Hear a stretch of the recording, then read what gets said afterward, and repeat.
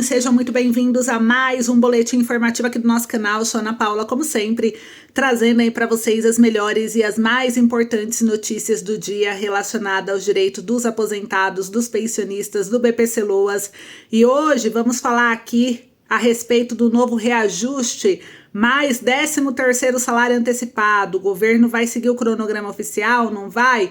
Vamos falar de duas parcelas de 2.277 que vocês podem ter esse ano. E além disso, eu vou trazer outras informações também. Aliás, esse aqui é um boletim exclusivo, é um boletim informativo para manter você bem informado dos seus direitos. Então, muito obrigada aí pelo carinho, audiência e companhia. É uma grande honra ter vocês aqui no canal junto com a gente. Obrigada aí por tudo, pela atenção, pelo carinho, pela audiência. Estamos juntos nessa luta, hein? E quem precisar de empréstimo consignado, eu aproveito para reforçar que você pode contar com a nossa equipe. O nosso canal possui uma equipe especialista em crédito, onde a gente faz toda intermediação bancária gratuita para você. É um serviço online, é seguro, é de graça, então quem quiser chame e a nossa equipe vai te assessorar gratuitamente. Então chame, peça ajuda e segunda-feira a gente te ajuda. Fechou? Bom, gente, bora lá trazer as notícias. A primeira informação: gastos com alimentação. Tá caro comer, né? Tá caro comer, gente. E olha só, aqui diz no jornal O Globo que comer pesa cada vez mais no bolso. Famílias mais pobres já gastam 22% da renda com alimentação. O estudo exclusivo é do economista André Braz, da FGV, que mostra que a inflação dos alimentos compromete cada vez mais a renda nos domicílios. E não é só agora, em 2025, que os preços dos alimentos têm assustado os brasileiros. Secas e enchentes mais frequentes, pandemia, guerra na Ucrânia, alta do dólar fizeram com que as compras do supermercado ficassem bem mais caras nos últimos anos. E com isso, o peso dos gastos com a alimentação no orçamento das famílias brasileiras aumentou de forma significativa, fazendo com que qualquer alta no preço desses itens agora seja percebida de uma forma bem mais intensa pelos consumidores, principalmente os mais pobres, já que o salário ele não aumenta com base na inflação real sentida, né? Porque a inflação que eles calculam aí o salário, eu não sei qual é, porque ela não bate com a inflação que eu vou no mercado, não. O mercado dobra preço. Salário não dobra, porque se dobrasse, o salário desse ano seria 3 mil. Então, como que o preço dos alimentos dobram e o salário não dobra? Então, a conta não fecha, não bate. Aí fica, o reajuste é só 3%, porque a inflação foi só 3%. Que inflação é essa 3%? Eles estão colocando o preço do quê? De jatinho? De iate, porque coisas que o pobre não tem acesso, porque o que o pobre tem acesso, quando a gente olha no mercado, a inflação é outra. Eu não sou economista, né? Não entendo muito bem disso, mas eu entendo do que eu pago no mercado quando eu vou, do que eu tiro do meu bolso, do quanto eu trabalho e o quanto que eu gasto para poder comer.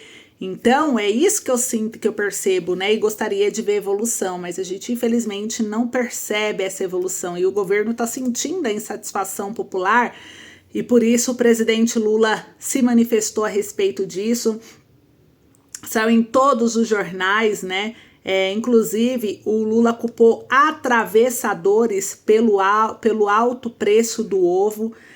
A desaprovação do Lula foi a 53%, então ele tá aí perdendo feio nas pesquisas. A última pesquisa aqui saiu na CNN Brasil pela Atlas Bloomberg, que foi divulgado nessa sexta-feira, dia 7 de março, e revelou que o governo teve aí uma queda de popularidade gigante, a desaprovação dele aumentou. Tá aqui a notícia, eu vou até abrir para vocês verem que o negócio não é desse jeito não, quer ver, ó?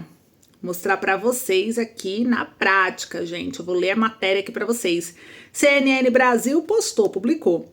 Desaprovação de Lula vai a 53%, a aprovação é de 45,7%, segundo o Atlas. Pesquisa mostra ainda que a avaliação negativa do governo aumentou de 46,5% em janeiro para 50,8% em fevereiro. Então o governo está subindo cada vez que faz a pesquisa, pulando 1, 2, 3, 4 pontos percentuais, o que é muita coisa dentro da desaprovação.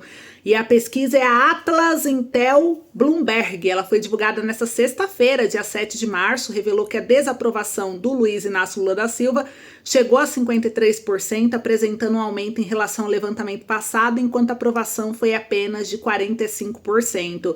E foram ouvidas 5.710 pessoas por meio de recrutamento digital aleatório entre os dias 24 e 27 de fevereiro. A margem de erro é de 1 ponto percentual para mais ou para menos e o nível de confiança é de 95%. A nova pesquisa realizada em janeiro, 51,4% desaprovava Lula, enquanto 45,9% aprovava o petista. E a pesquisa ainda mostrou que a avaliação negativa do governo também cresceu se comparada ao último levantamento da Atlas Intel. Segundo os entrevistados de fevereiro, o governo é ruim e péssimo para mais de 50%. E ótimo e bom para apenas 37,6%. Em janeiro, os dados mostravam que a avaliação positiva chegava a 37,8% e a negativa 46,5%. Então, a avaliação positiva meio que se manteve, mas a negativa pulou 4 pontos para cima. E aqui mostra, gente, isso daqui tudo faz o governo se desesperar e o Lula cogita medidas drásticas para conter a alta dos alimentos. O presidente diz que pode sim adotar atitudes mais drásticas nos próximos dias. O Lula afirmou na própria sexta, quando saiu a pesquisa e ele viu a queda de popularidade, ele disse que pode tomar medidas mais drásticas para baixar o custo dos alimentos aos consumidores e culpou os atravessadores pela alta do preço do ovo no país. Entretanto, Lula não explicou que medidas seriam essas ao falar sobre o assunto durante o evento em Campo do Meio, em Minas Gerais. Abre aspas, eu quero encontrar uma explicação para o preço do ovo, fecha aspas, disse. Abre aspas novamente, o ovo está saindo do controle. Uns dizem que é o calor, outros dizem que é exportação e eu estou atrás da explicação. Fecha aspas, acrescentou Lula. E o presidente diz que o governo quer encontrar uma solução pacífica, mas se a gente não encontrar, a gente vai ter que tomar atitudes mais drásticas, porque o que interessa é levar a comida barata para a mesa do povo brasileiro, afirmou, defendendo que também é preciso pagar um preço justo aos produtores. A gente não quer que o produtor tenha prejuízo, disse Lula. O que nós precisamos é saber que tem atravessador no meio. Entre o produtor e o consumidor deve ter muita gente que mete o dedo no meio. E nós vamos descobrir quem é o responsável por isso, reforçou. Segundo o presidente, de janeiro de 2023 a janeiro de 2025, a caixa de ovo com 30 dúzia variou próximo de R$140. No mês de fevereiro desse ano, subiu para R$210. Eu quero saber por que ela deu esse salto. Quem é que meteu o bedelho e chutou a bola para cima? Questionou. E de acordo com a Associação Brasileira de Proteína Animal, a alta do preço dos ovos é uma situação sazonal comum no período pré e durante a quaresma, período em que algumas comunidades cristãs se preparam para Páscoa, quando as famílias costumam substituir o consumo de carne vermelha por ovos. A associação ainda cita aumento no custo de produção, como o preço do milho e das embalagens, e as temperaturas e níveis históricos que impactam na produtividade das aves. Para a entidade, o mercado deverá se normalizar até o final do período da quaresma, com o restabelecimento dos patamares de consumo de diversas proteínas. A ABPA lembrou que, embora em alta, as exportações de ovos têm efeito praticamente nulo sobre a oferta interna, já que representam menos de 1% das 59 bilhões de unidades que deverão ser produzidas esse ano. E nessa quinta-feira o governo federal anunciou algumas medidas para reduzir o preço dos alimentos ao consumidor, entre elas a isenção do imposto de importação de 9 produtos alimentícios considerados essenciais. A medida incidirá sobre café, azeite, açúcar, milho, óleo de girassol, sardinha, biscoito, macarrão e carnes. E nós vamos encontrar uma solução, porque eu tenho certeza que nesse país todo mundo tem interesse que o povo possa comer bem, comida de qualidade, comida saudável, comida de preferência orgânica, para que a gente possa ter qualidade de vida. Nós, então, estamos muito ansiosos, o governo inteiro está preocupado, tem muitos empresários também que estão preocupados, disse Lula. Então, a gente viu aí que o governo vai tentar, aplicar um pacote aí para conter o preço, ele está disposto a isentar o produto da carne, do milho, do óleo, tudo para baixar o preço. Então, vamos ver o que vai acontecer, né?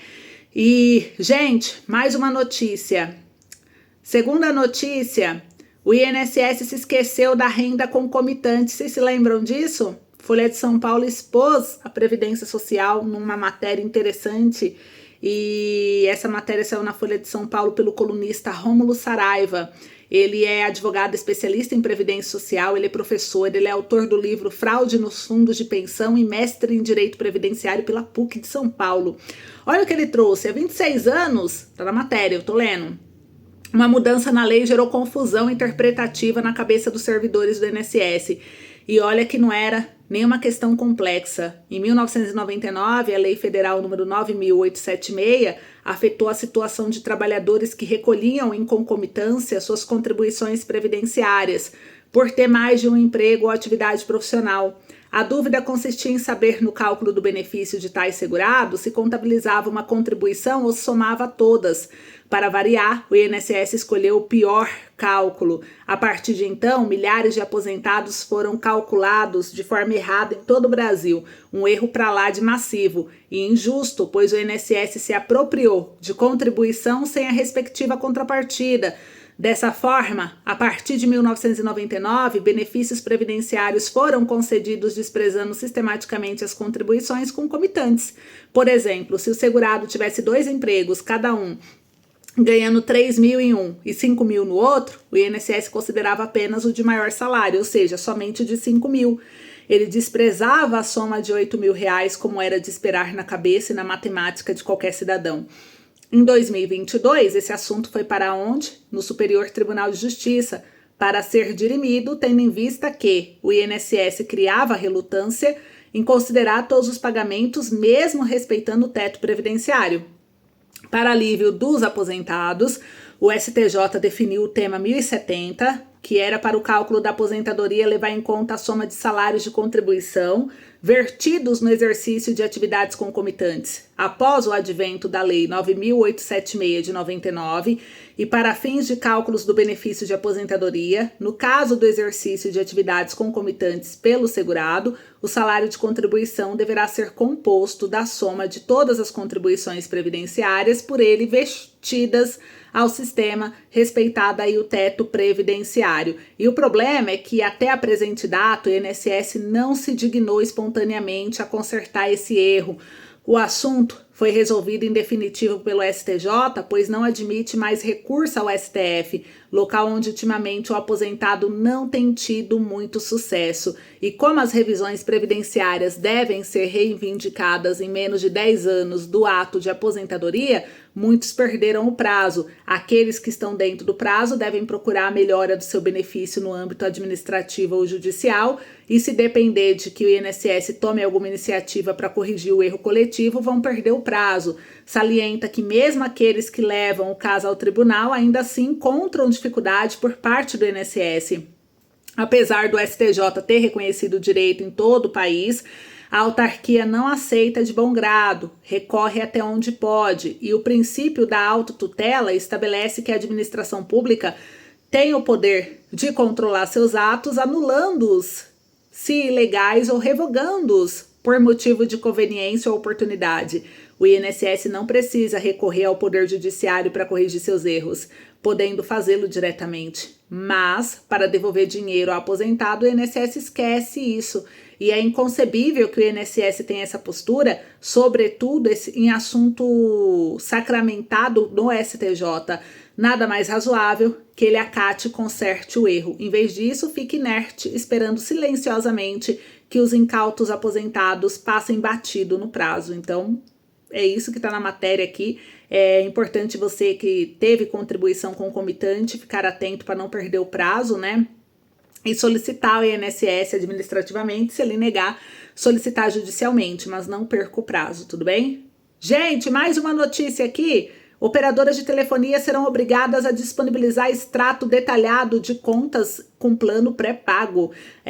Na terça-feira, dia 18 de fevereiro, a Assembleia Legislativa do Rio de Janeiro aprovou o projeto de lei número 218 de 2023, que obriga as operadoras de telefonia móvel e fixa a disponibilizarem aos clientes que utilizam linhas de plano pré-pago um extrato detalhado da conta das chamadas telefônicas e dos serviços utilizados com o respectivo valor cobrado, no mesmo padrão dos extratos dos planos pós-pagos. A iniciativa é de autoria do deputado estadual Rodrigo Amorim. Os extratos, preços e condições de venda dos produtos e serviços devem ser disponibilizados nos portais das operadoras na internet. Segundo estabelece a proposta, o extrato deverá conter pelo menos data e hora da ligação, duração da chamada, números chamados, relação de mensagens enviadas e recebida, respectivo custo, impostos, incidentes. O Amorim defende que é necessário que os clientes dessa modalidade tenham o direito de conferir se os valores e as ligações efetuadas estão de acordo com o que está sendo pago, e os consumidores da chamada modalidade pré-pago não dispõem de proteção necessária, já que possui apenas um chip, uma tabela de valores cobrado por minuto ou ligação e a pseudoliberdade de carregar com crédito seus telefones sem terem como aferir se consumiram por aquilo que pagaram. É o que justificou o Amorim. Então, em caso de descumprimento, as empresas estarão sujeitas ao pagamento de multa nos termos do Código de Defesa do Consumidor. O projeto de lei foi aprovado em segunda discussão, segue para apreciação do governador Cláudio Castro e a gente vai aguardar aí essa matéria ser expandida a todo o Brasil em breve, né? Porque é o mínimo, né? Você tem que ter a relação ali de tudo que você está pagando. Eu achei mais do que justo.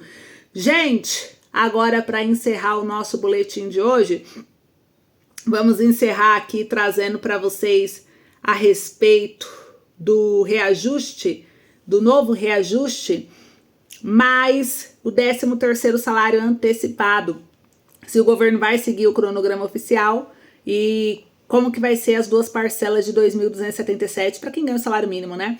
Então, eu vou explicar aqui para vocês 13º salário, como que tá sendo, né? Então, a gente começa aqui a informação falando a respeito que o INSS, ele confirmou a antecipação do 13º para aposentados e pensionistas, segundo o Pompeu de Matos.